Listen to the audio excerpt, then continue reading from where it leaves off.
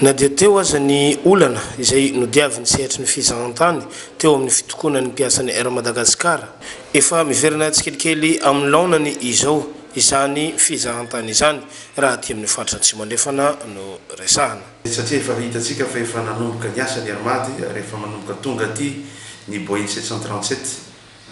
dia tsapa fa tena manomboka miverina ireo mpizahantany aty amin'ny faritra Atsimo andrefana tsy laza fotsiny afa-tsy ireo vazaha miriaria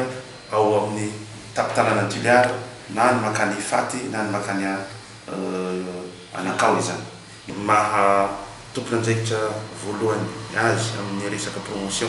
na amin'ny resaka fampiroboroboana ny fizahantany aty Atsimo andrefana dia miezaka foana mampafantatra ny faritra Atsimo andrefana na ny Toliara sy ny manodidina azy any amin'ireny sehatra iraisam-pirenena na ny salon de tourisme any ivelany reny. Ilaza aminao hoe tratra ny tandrona angamba sarotratra ihany satria voalaza teo ny problème kanefa iaraha mahita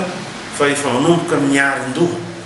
ny fizahantany aty amin'ny faritra Atsimo andrefana. Manatratrarana ny tandrona nefa tokony ifanometanana ny tsirairay mba ho fampandrosoana ny faritra.